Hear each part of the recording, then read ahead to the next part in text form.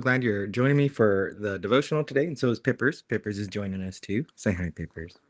She's just being a stinker today. Okay. Uh, so I was still thinking about 1 Kings chapter 19, and one verse that really stood out to me was when God spoke to Elijah, he said, "What are you doing here?" And that question came right after Elijah runs into the wilderness. He's discouraged, he's tired, he feels alone. And he ends up in this cave, this dark place, this lonely place, and God meets him there. But instead of fixing everything, I know we read yesterday that God sent angels to feed him and direct him and to get up and to get well and to stop worrying about his circumstances. But instead of fixing and showing Elijah everything that needed to happen in that second when he was discouraged, he asked him this question. He said, "What are you doing here, Elijah?" And when God asks questions in the Bible, my first thought is, he already knows. God's not confused. He doesn't know. He knows the answer. It's not like he's asking for information.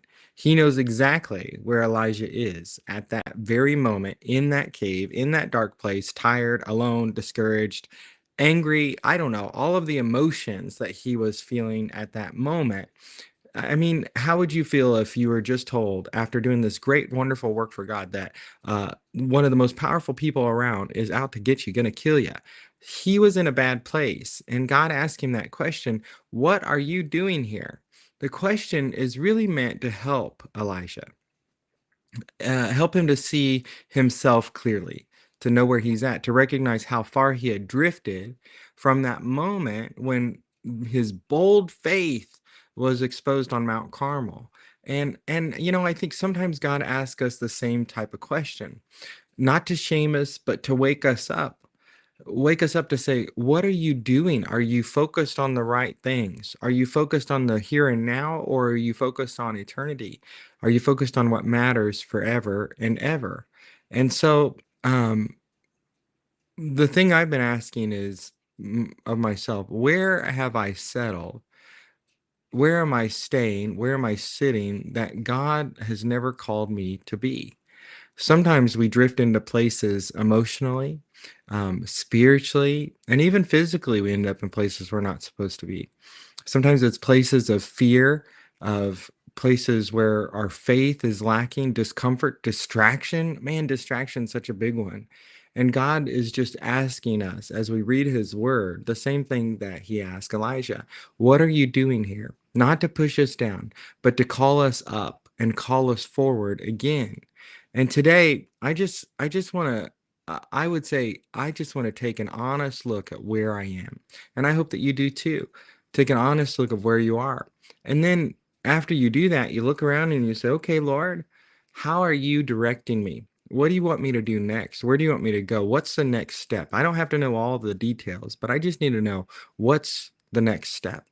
And I'm telling you, the Lord is so faithful. He is so good that as long as you're willing to take that next step of faith, He will never, never, never let you down.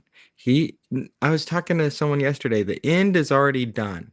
The victory's already been won. It's already happened. What we're doing is catching up to it. So don't be discouraged. Where are you at today? Where are you at? I hope that you answer right in the middle of the will of God. I'm not drifting. I'm pressing forward. I'm running towards the prize. I'm going, my life has a purpose that goes beyond my own comfort, my own satisfaction. So the way I would pray today, I would say, "Lord, search my heart. Search my heart today. Show me where I've drifted. Show me where I need to realign with your purposes, not just my own. Give me courage, Lord, to step forward again in faith, knowing that you are with me every step of the way."